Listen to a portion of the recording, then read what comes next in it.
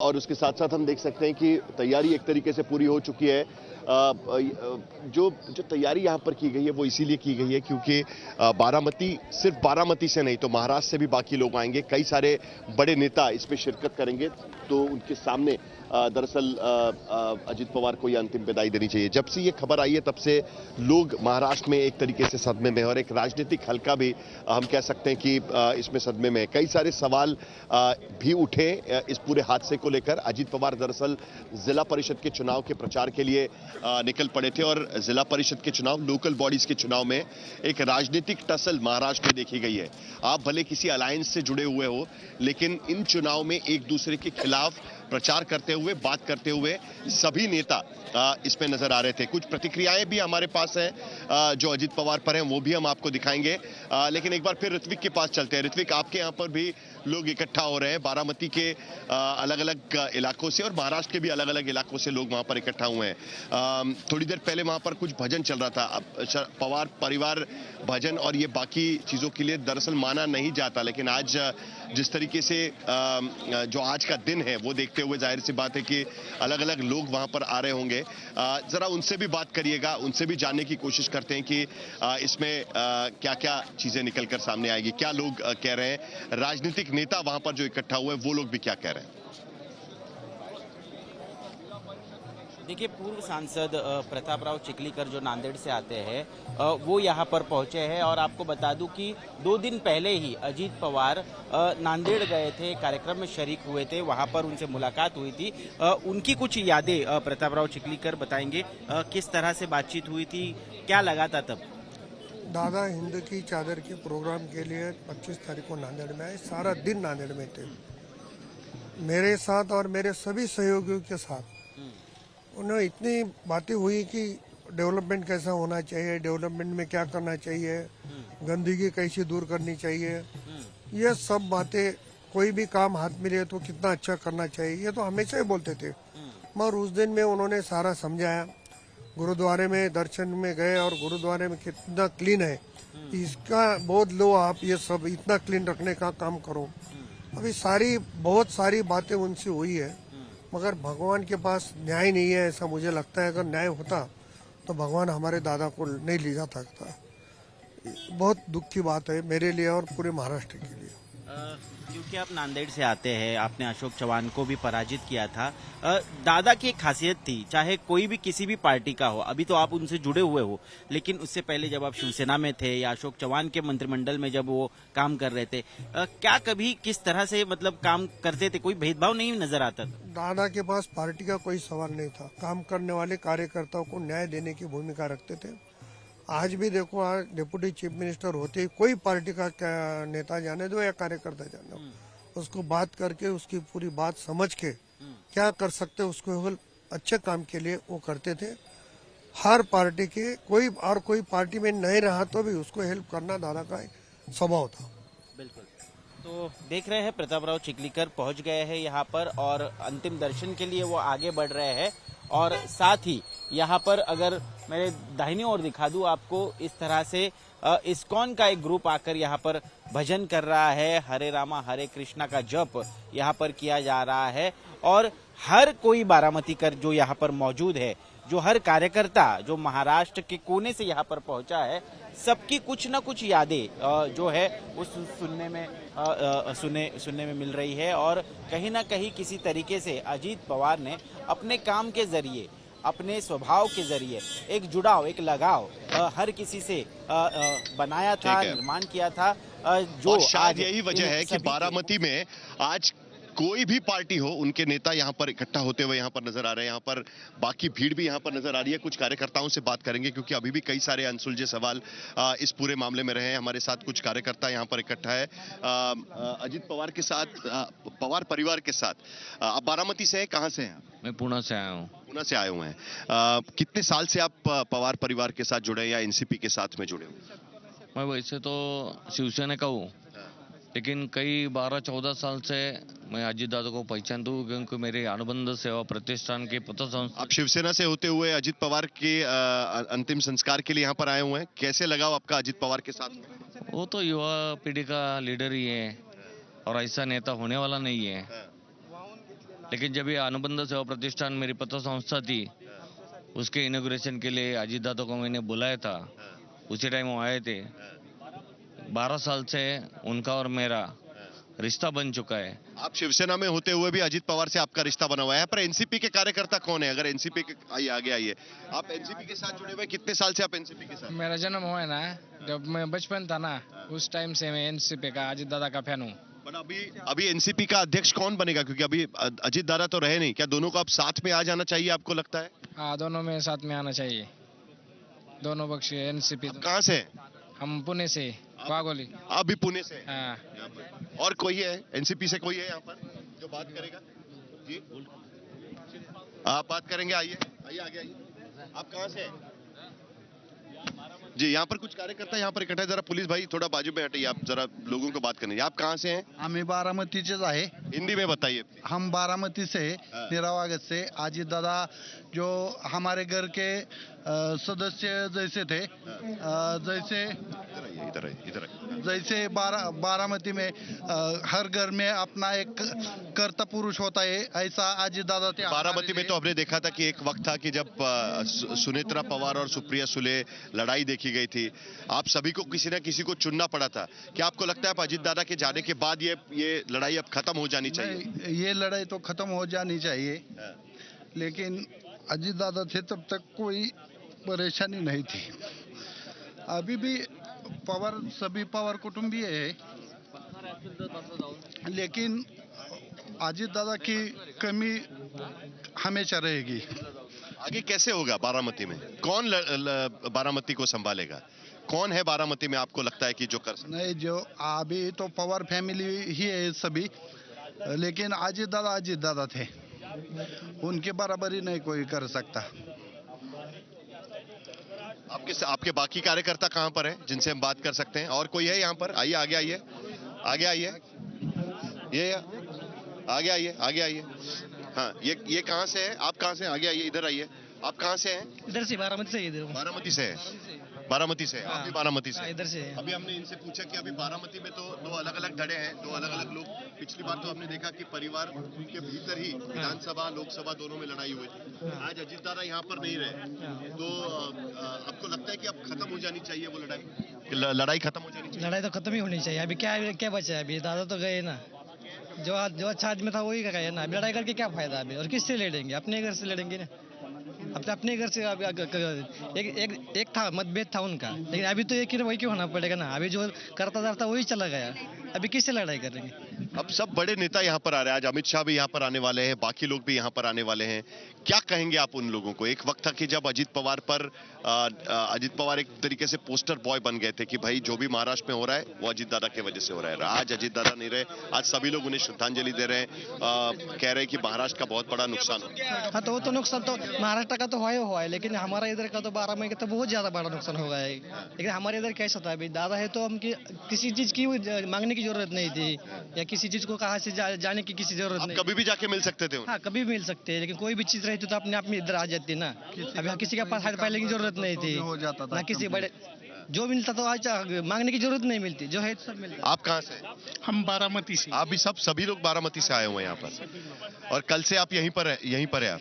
कब पता चला आपको कि यह हादसा हुआ है? कल सुबह 9 बजे के पहले तुरंत ही पता? हाँ, पता चला। आपको यकीन ही नहीं हुआ। हम एक्चुअली 8:30 बजे निकले थे, ट्रैवलिंग में बैठे थे एक कार में, तो एक हमारे साथी ने बोला कि मैं अभी एक मीडिया पे एक टैगलाइन देखा, अजीत पवार साहब का एक्सीडेंट हो गया है कुछ लैंडिंग करते वक्त। तो वो बोले कि ज़्यादा कुछ मेजर नहीं है हादसा।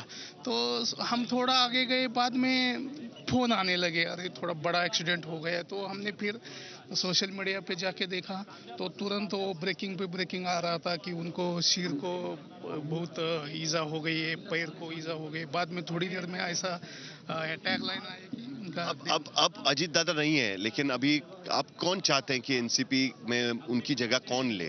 क्योंकि अजीत दादा पार्टी के अध्यक्ष भी थे, यहाँ के विधायक भी थे, उप मुख्यमंत्री भी थे, कौन उनकी जगह ले? आप क्या? अभी रोहित दादा पवार तो है, रोहित दादा ने ही जगह लेनी चाहिए और रोहित दादा ने यहाँ पे यानी दोनों धड़े एक साथ हो जाने चाहिए आपको? एक साथ हो ही गए दादा, हो ही गए अभी। एक संकेत उनको शायद कुछ मिल गया, मालूम नहीं दादा को, लेकिन जेडपी पंचायत समिति का ये इलेक्शन था, उसके लिए वो प्रचार के लिए नहीं, उसके पहले उन्होंने उनका अलायंस किया बहुत जगह पे, वो दोनों एक लड़ रहे थे एक होके, जैसे म्युनिसिपल कॉर्पोरेशन में पुणे, पिंपरी चिंचवड़ और बहुत सारे म्युनिसिपल कॉर्पोरेशन में वो एक ही होके लड़े थे। तो ये इलेक्शन भी वो एक साथ लड़ने वाले थे। हाँ, ये वाला इलेक्शन भी साथ में? हाँ, साथ में लड़ने वाले थे, दोनों एनसीपी एक हो गई थी। कल सुबह की पहली मीटिंग हमारे गांव में ही थी 9:30 बजे। किसकी मीटिंग? अजीत दादा की पहली मीटिंग कल सुबह 9:30 बजे नीरावागज गांव में थी। आपकी गांव में मीटिंग करने के लिए वो आ रहे थे मुंबई से हमारे गांव में ही मीटिंग थी कल पहली।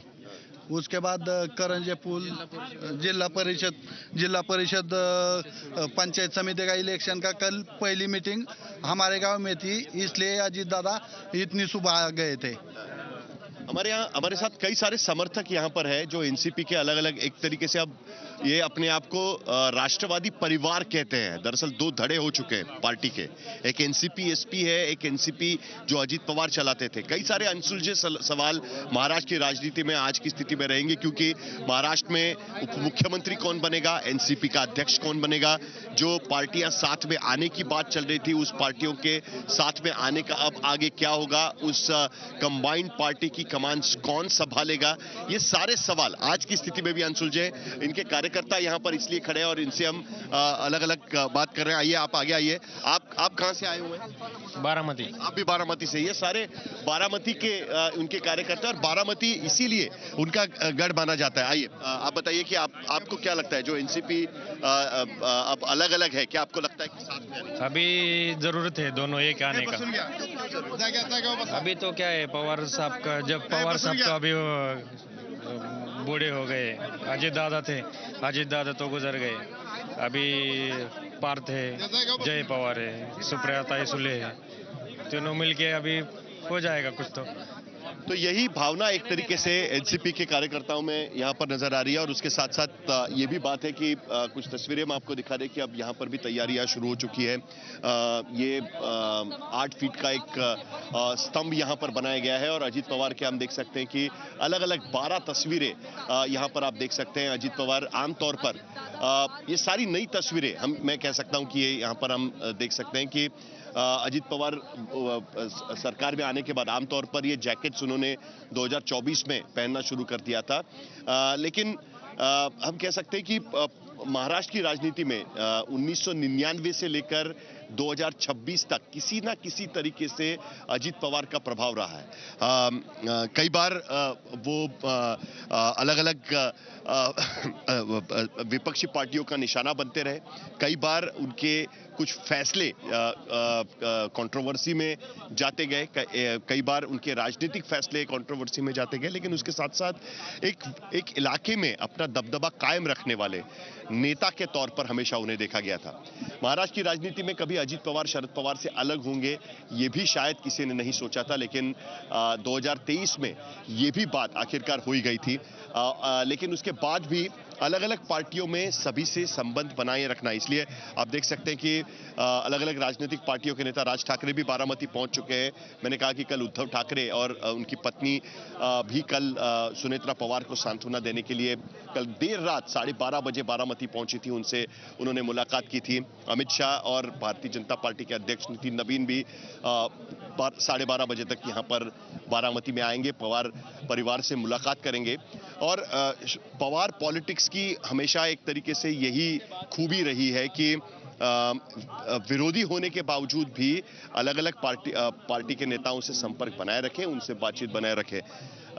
ऋत्विक भालेकर अभी इस वक्त हमारे साथ में है। ऋत्विक, काटेवाड़ी से अभी तक पार्थिव उनका नहीं निकल पाए, क्या अंतिम यात्रा निकलेगी जहां पर आप खड़े हैं वहां से लेकर इस विद्या प्रतिष्ठान के ग्राउंड तक? जी देखिए, फिलहाल तो यहाँ पर साफ तौर पर बताया जा रहा है कि जो अंतिम यात्रा गदिमा ऑडिटोरियम से निकलने वाली थी, जो विद्या प्रतिष्ठान से लगभग 200-300 मीटर दूरी पर है, वहाँ एक ट्रक फूलों से सजाया गया था जिस पर अंतिम यात्रा निकलने वाली थी, लेकिन उस ट्रक को अब फिलहाल हटाया गया है यहाँ से। यहाँ से तकरीबन 100 मीटर पर एक तिरंगा चौक है, वहाँ पर पार्थिव जो है वो लाया जाएगा और वहीं से विद्या प्रतिष्ठान के तरफ ले जाया जाएगा, ऐसा बताया जा रहा है। काफ़ी सारे कारण बताए जा रहे हैं। एक तो कई सारे नेतागण जो देश भर से आए हुए हैं, महाराष्ट्र भर से आए हुए हैं और कार्यकर्ताओं की भीड़ भी काफ़ी इकट्ठा होती जा रही है। फिलहाल मैं आपको मेरे पीछे दिखा दूं, ये रास्ता जो है ये विद्या प्रतिष्ठान की तरफ जाता है और एक हुजूम कार्यकर्ताओं का और पदाधिकारियों का बड़ी संख्या में यहाँ से देखिए किस तरह से आगे बढ़ते जा रहा है विद्या प्रतिष्ठान की तरफ। इसका मतलब साफ है कि कहीं ना कहीं अब जो पार्थिव शरीर है, जो बहुत ही दर्दनाक हादसे में जो मौत हुई है अजीत पवार की, जिसके बाद ज़्यादा देर तक वो पार्थिव शरीर रखा नहीं जा सकता और इसी कारण उसे सीधे विद्या प्रतिष्ठान लाया जाएगा और इतनी जो भीड़ यहाँ पर इकट्ठा हुई है उनके अंतिम दर्शन के लिए वहीं पर सारी तैयारियां और व्यवस्था पूरी कर दी गई है। वहीं पर अंतिम दर्शन भी होंगे, काफ़ी बड़ा ग्राउंड है वो, और दर्शन के बाद वहीं पर अंतिम संस्कार की विधि जो है वहाँ पर संपन्न की जाएगी।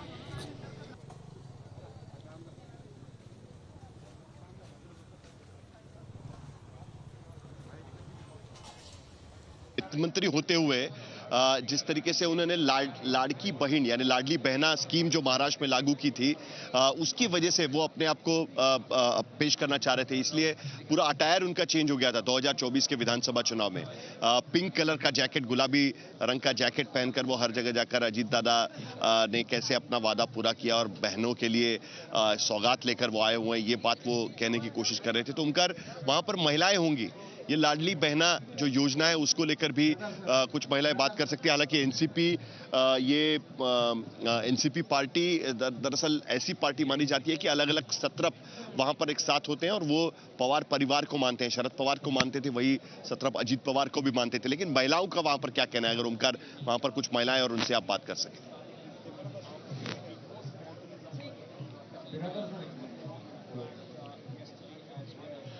ओमकार से हमारा संपर्क होगा, लेकिन उससे पहले कुछ खबरें हमारे पास आ रही है। डीजीसीए की टीम इस वक्त जांच कर रही है और जो यहां पर पहुंच चुकी है, डीजीसीए एक अधिकारी है, उनका ये कहना है कि जेट क्रैश लैंडिंग से पहले बारामती रनवे पर उनका कहना है कि लास्ट ट्रांसमिशन जो हुआ था उसमें कहीं ना कहीं दिख रहा था कि कोई हादसा हो रहा है और यही बात उसमें नजर आई थी।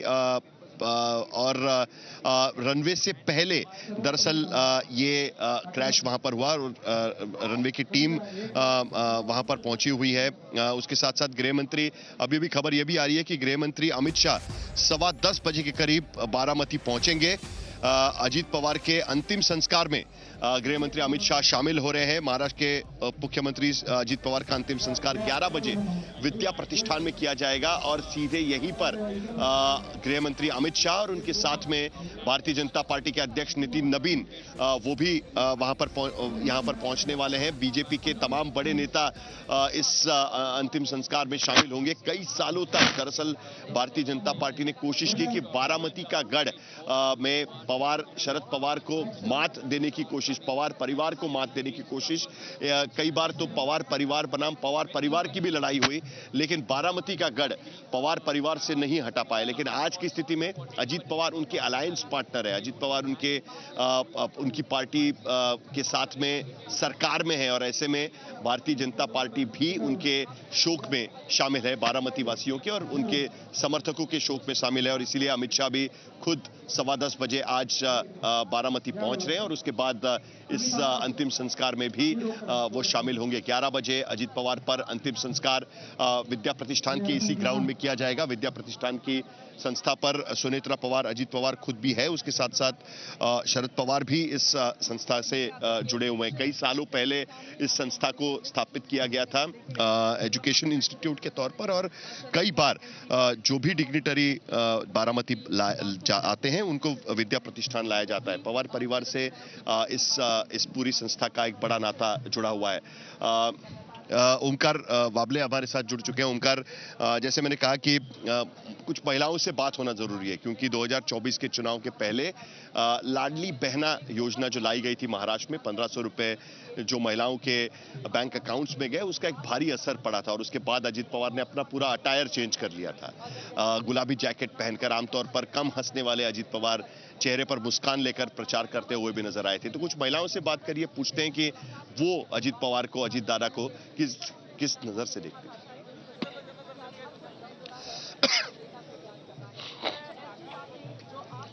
देखो, महिला है हमारे साथ यहाँ, अलग कितने सालों से दादा को जानती थी? 25 साल से। हाँ हाँ, इधर की हूँ। यहीं के हो? मैं कोल्हापुर की हूँ, लेकिन मैं इधर रहती हूँ। दादा ने हमको काम दिया है ना, इसलिए हम लोग इधर रहते हैं। पेट भरने के लिए हम आए, दादा ने हमको बहनी जैसा प्यार दिया है। महिलाएं रो रही है। देखो, सभी उनकी लाड़की बहना थी, लाडली बहना थी। सच्ची में लाडली बहना थी हम उनके। हम इधर से, काटेवाड़ी से हैं आप कब से देख रहे हो दादा को? 36 साल हो गए। पिछली बार मिले थे कुछ? वहीं इधर है। पिछली बार क्या बात हुई थी जब आप उनको मिले थे?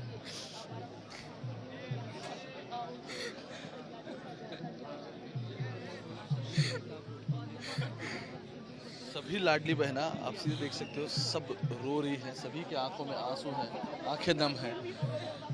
दादासाठी माझ्या दादा घरी आलं होतं, माझं पोरगा मी दादाच्या विहिरीत वारलं, माझं पोरगा विहिरीत वारल्यावर दोनदा दादा आलं, मला आधार दिला, कल्याण केलं। आपका बच्चा उनके कुएं में गिर गया? आर्मीत होता, तो जम्बूला सुट्टीला आला होता, वर्ष झालं। आणि दादा घरी आले, सगळे मंत्री आले, माझ्या लाडक्या बहिणीने पैसे दिले, मी मोडली पाय, तर माझं त्याच्यावर मी नीट केली, बरी झाली, काठीव चालती। लाडली बहना का पैसा भी मिला आपको? होतं मला, त्याच्यावर मी दुखणं बरं केलं, मी माऊली। आपका जो पैर का मतलब इशू हुआ था, वो अपने लाडली बहना का जो पैसा मिला उसका मग दवाखाना केलं मी, पाय मोडला माझा, तरी दादाच्या पैशावर नीट चालली मी। मला मला दादाला बघू द्या थोडं तरी। ये महिला कह रही है कि इनका पैर टूट गया था, उसका ऑपरेशन हुआ, लेकिन लाडली बहना का जो पैसा आ रहा था, उसी पैसे से उन्होंने रिकवरी की, दादा ने भी उनको हेल्प की, और उसी पे अब खड़ी है। हाँ, वर्ष झालं मी दादाच्या पैशावर नीट चालली, मला बघितलं नाही, लेकांनी वाहिली लेखायचं। पार्थिव शरीर वहां से काटेवाड़ी से पार्थिव शरीर वहां से निकाला गया। ओंकार, आप जहां पर है वहां पर आप देख सकते हैं कि राजकीय सम्मान के साथ में पार्थिव शरीर वहां पर बैंड वहां पर हम सुन सकते हैं। ओंकार, जरा उसके बारे में बताइए, काटेवाड़ी के उनके पुश्तैनी घर से, पुश्तैनी गांव से अब वो शरीर यहीं पर आएगा। सुप्रिया सुले यहां पर पहुंच चुकी है, जरा कुछ तस्वीरें हम आपको दिखा दें कि सुप्रिया सुले एनसीपी एसपी की वर्किंग प्रेसिडेंट यहां पर पहुंची हुई है, और उसके साथ यहां भी तैयारियां करीब हो चुकी है। 10:15 बजे के करीब अमित शाह बारामती पहुंचेंगे, और वो सीधे यहीं पर इस विद्या प्रतिष्ठान के स्थल पर आएंगे, जहां पर अंतिम संस्कार किए जाएंगे। ओंकार, वहां से पार्थिव वहां से ले जाया जा रहा है और यहाँ विद्या प्रतिष्ठान लाया जाएगा, जरा बताइए ओंकार। एग्जैक्टली, पार्थिव शरीर काटेवाड़ी के जो उनका फार्म हाउस है वहां से बाहर निकाला जा रहा है, और अगले 5 मिनट में ये पूरा रास्ता अब खाली किया गया है। इसी रास्ते से ये पार्थिव शरीर आगे जाएगा और विद्या प्रतिष्ठान की तरफ लेके आएंगे। वही अजीत पवार के जो अंत्य संस्कार है वो होंगे उनके पार्थिव पर, और वही बाकी का जो अंत्य दर्शन है जो पूरे महाराष्ट्र से लोग आए हैं उनके लिए रखा गया है। अब पुलिस सभी को ये रास्ता खाली करने के लिए बोल रही है। पूरा ये फार्म हाउस का रास्ता आप देख सकते हो, हर जगह पुलिस ही पुलिस खड़ी है, और जो डिप्लॉयमेंट्स यहाँ की गई है, ये रास्ता पूरा खाली किया गया है ताकि ये जो पार्थिव शरीर है वो यहाँ से सीधा विद्या प्रतिष्ठान की तरफ लेके जा सके। आप सीधा देख सकते हो, ये जो कंपाउंड है यहाँ का, ये कंपाउंड अजीत पवार के फार्म हाउस का है, जहाँ अंदर एक उनके परिजन, उनकी फैमिली उनके साथ अभी है, और यहीं से सीधा ये विद्या प्रतिष्ठान की तरफ रुख करेंगे। थोड़ी देर में वहां पहुंचेंगे। वहां जो अलग अलग नेतागण आए हैं वो अजीत पवार को ट्रिब्यूट देंगे। एक पूरा सरकारी कार्यक्रम होगा और उसके बाद ही अजीत पवार के अंत्य संस्कार होंगे। पार्थ पवार, जय पवार, दोनों बेटे, सुनेत्रा पवार उनकी पत्नी और बहन सुप्रिया सुले, बड़े भाई श्रीनिवास पवार, सभी लोग जो अभी इस फार्म हाउस के अंदर है वो यहीं से निकलेंगे। और थोड़ी देर में आप देख सकते हो यहाँ लोगों की भीड़ तो बढ़ चुकी है।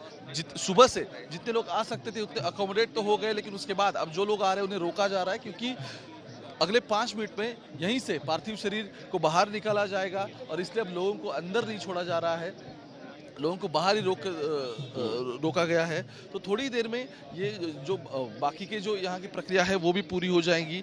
लेकिन सुबह मुझे याद है जब सुप्रिया सुले सबसे पहले यहाँ आई थी, फिर श्रीनिवास पवार आए, वे भी फिर से खुद को रोक ना पाई। सुप्रिया सुले श्रीनिवास पवार के साथ खड़े रह के वो भी रो रही थी। और अभी थोड़ी ही देर में यहाँ से उनकी फैमिली और उनकी गाड़ियाँ जो कुछ भी निकल रही है वो भी निकलेंगी।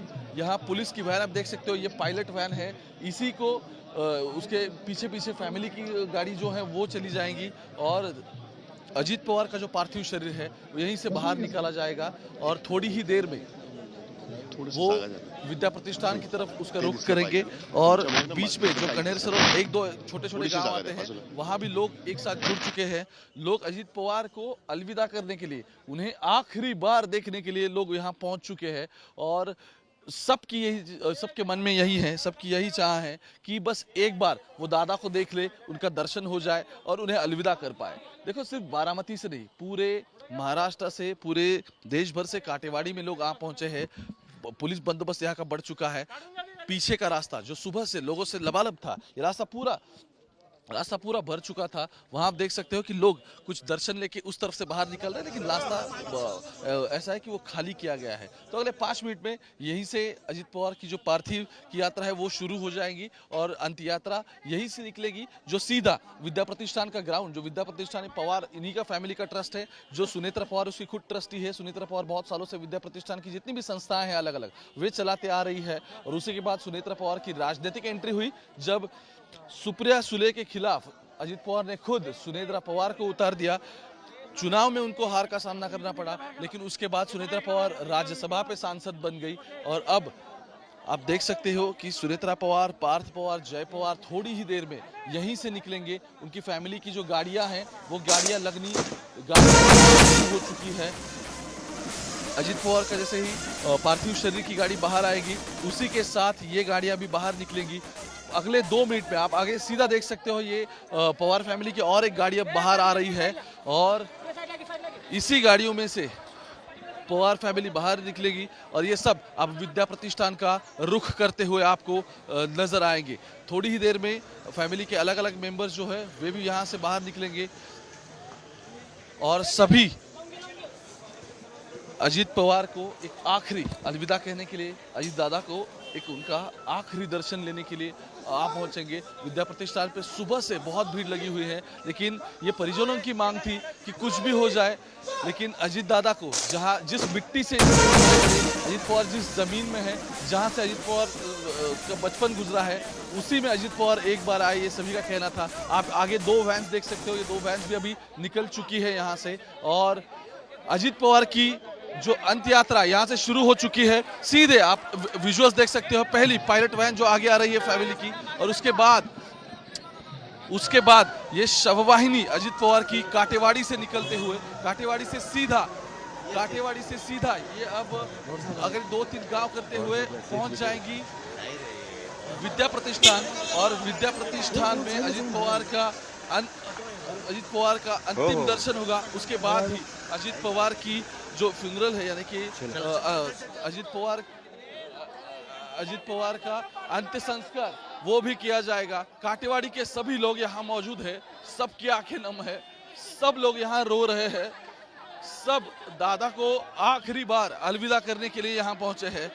सबकी मन में ये है कि वो दादा को एक बार देख ले। और अजीत पवार की वैन आपको पार्थिव शरीर उसका जो लेके जा रही है वो आपको नजर आ रही होगी। इसी से खुद सुनेत्रा पवार इस पे बैठी है, सब परिजन है, लोग हैं जो अलग अलग लोग यहाँ बैठे हैं।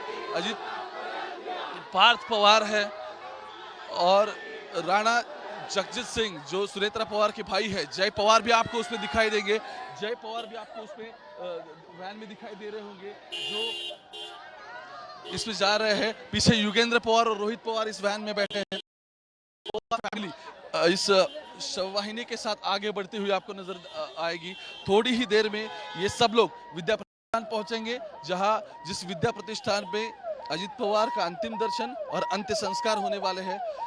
पूरा काटेवाड़ी गांव रो रहा है। अजित पवार के सब परिजन हैं वो अब यहाँ से निकल रहे हैं और थोड़ी ही देर में ये सब कुछ शुरू हो जाएगा। ये कॉन्वॉय आप देख रहे होंगे तो शववाहिनी में खुद सुनेत्रा पवार बैठी थी, रोती हुई नजर आई और पार्थ पवार, जय पवार दोनों बेटे अजित दादा के उनको आखिरी अलविदा करने के लिए काटेवाड़ी से, यानी कि अजित पवार के जहां बचपन उनका गुजरा, जहां अजित पवार पले बड़े हैं, 10वीं कक्षा तक वो वही थे, यहां से अब ये पूरा कॉन्वॉय आगे बढ़ता हुआ विद्या प्रतिष्ठान बारामती की तरफ। थोड़ी ही देर में अजित पवार को अंतिम दर्शन के लिए सब लोग आ पहुंचेंगे और वही जाएंगे। सब महिलाएं रो रही है, कह रही है कि दादा हमें बीच में छोड़ के गए और इसलिए थोड़ी देर में ही अंतिम दर्शन और अंतिम संस्कार अजित पवार के विद्या प्रतिष्ठान पर होंगे। साहिल जी,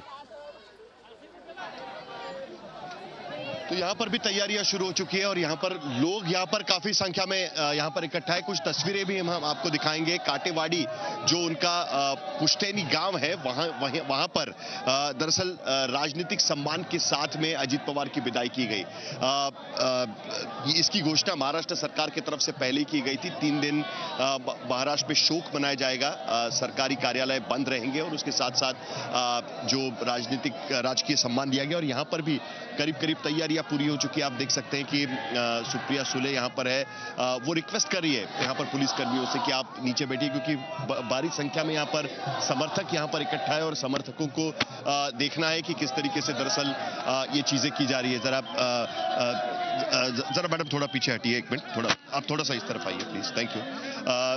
यहाँ पर आप देख सकते हैं कि यहाँ पर पूरी तरीके से तैयारियां एक तरीके से हो चुकी है और उसके साथ साथ जो तस्वीरें हम आपको दिखा रहे हैं कि जो पुलिस बैंड है उसके साथ में परिवार के सामने अजित पवार को विदाई काटेवाड़ी के भीतर वहां पर दी गई। उसके साथ शायद गन सैल्यूट भी उन्हें यहाँ पर दिया जाएगा, राजकीय सम्मान यहाँ पर दिया जाएगा। पवार परिवार पूरा यहाँ पर पहले रो में बैठा हुआ यहाँ पर नजर आ रहा है। उनकी एक एक्सटेंडेड पूरी फैमिली है। शरद पवार के पोते पोतियां, अजित पवार के रिश्तेदार भी यहाँ पर नजर आ रहे हैं और उसके साथ साथ बाकी एनसीपी और बाकी पार्टियों के नेतागण भी यहाँ पर बैठे हुए हैं। शरद पवार बिल्कुल सामने अगर आप देख सकते हैं तो जो स्टेज यहाँ पर बनाया गया है, जो प्लेटफॉर्म बनाया गया है जिस पर ये विदाई होगी, उसके पीछे आप देख सकते हैं सीधा एक स्टेज है और वहां पर शरद पवार वहां पर बैठे हुए हैं। अमित शाह भारत के गृह मंत्री भी थोड़ी देर में 10:15 बजे तक यहाँ पर पहुंचेंगे और उसके बाद वो भी यहीं पर परिवार के साथ विदाई में जो अंतिम संस्कार किए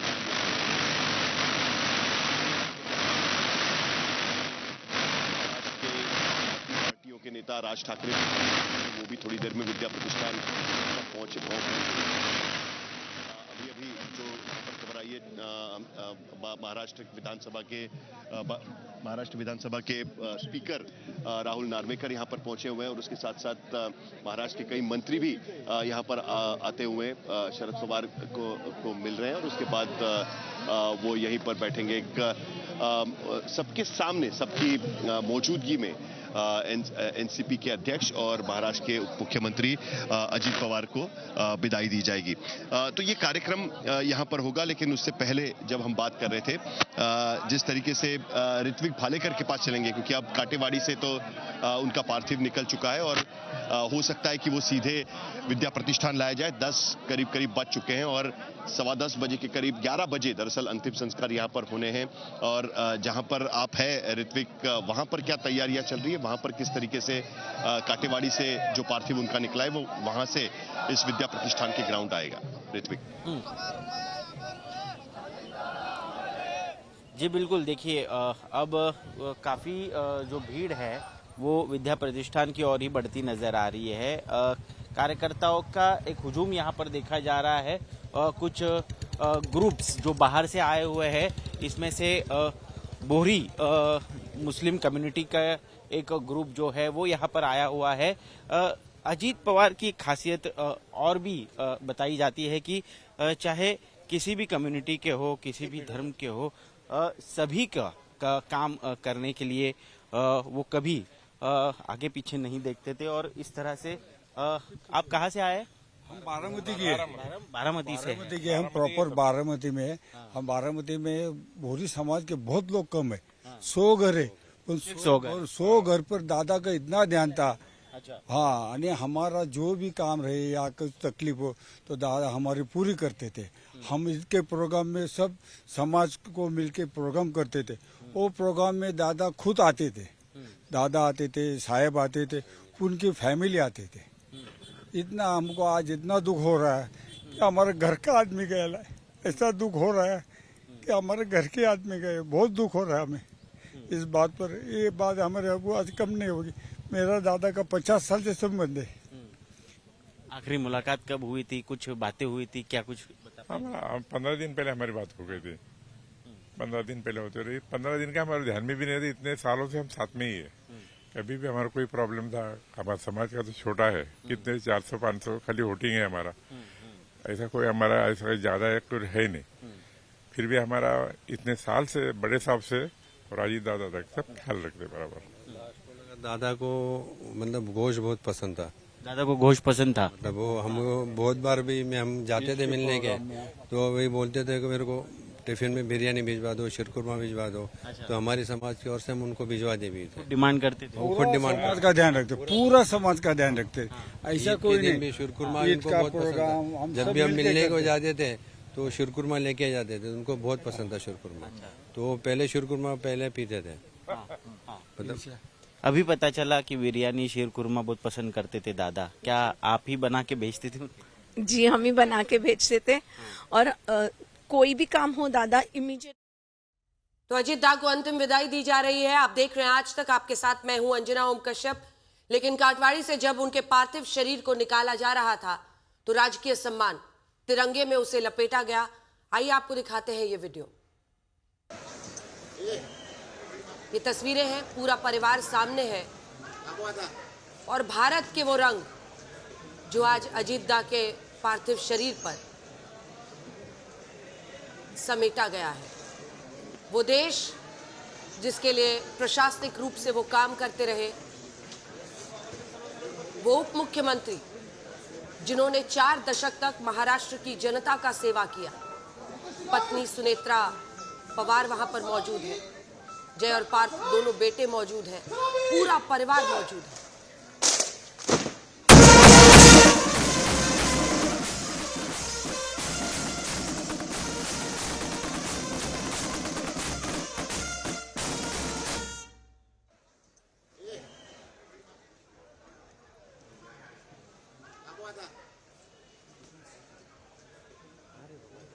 कुछ लम्हे अविस्मरणीय होते हैं, कुछ लम्हे ऐसे होते हैं जो हमेशा जिंदगी में ताउम्र आपकी यादों में सिमट कर रह जाते हैं। उन्हीं लम्हों में से एक होगा जब ये तिरंगा उन पर लपेटा गया और परिवार के लोग, बच्चे सब अपने पिता को सलाम कर रहे थे। इससे दुखद घड़ी नहीं हो सकती है जब आखिरी विदाई भी देने का मौका नहीं मिलता है। अचानक ही विमान हादसे में अजित पवार की मौत हो गई है, लेकिन पूरे राजकीय सम्मान के साथ आज उनके अंतिम संस्कार के लिए उनका पार्थिव शरीर अब काटवाड़ी से निकल चुका है। और यहाँ पर हुजूम है उन लोगों का जिनकी यादें हैं अजित दा के साथ। किसी न किसी छोटे तरीके से, बड़े तरीके से अजित दा ने उनकी जिंदगी को छुआ है। ये सब दूर दूर से महाराष्ट्र के अलग अलग हिस्सों से आज पहुंच रहे हैं, जहां पर उनके अंतिम दर्शन के लिए उनको रखा जाएगा और उसके बाद उनका अंतिम संस्कार होगा। सुनेत्रा पवार, उनकी पत्नी, उनके दोनों बेटे और इसी के साथ पूरा परिवार आज वहां पर मौजूद है। 85 वर्ष के शरद पवार, उनके लिए सोचिए, अगर जो राजनीतिक विरासत उनकी थी, उन्हें इस बात का अच्छी तरह से एहसास था कि जमीन पर लोगों के बीच अजित पवार ही उनके प्रतिनिधि थे। अजित पवार ही असली एनसीपी भी बने, वही उनके उत्तराधिकारी भी बने। लोकसभा चुनाव में बहुत अच्छी परफॉर्मेंस नहीं रही, लेकिन फिर विधानसभा चुनाव में अपनी पूरी ताकत झोंकी अजित पवार ने। घर घर गए और घर से लोगों ने निकलकर उनके लिए वोट किया। आज वही लोग उनके अंतिम दर्शन के लिए पहुंच रहे हैं। जिंदगी भी कितनी क्रूर है, कितना सामयिक सब कुछ होता है, क्षणिक सब कुछ होता है, इस बात का एहसास ऐसे लम्हे कराते हैं। आज सभी लोग, कई गणमान्य लोग पहुंचे हुए, मुख्यमंत्री देवेंद्र फडणवीस, उप मुख्यमंत्री एकनाथ शिंदे, उनका पूरा परिवार वहां पर मौजूद है, सुप्रिया सुले, शरद पवार सभी मौजूद हैं।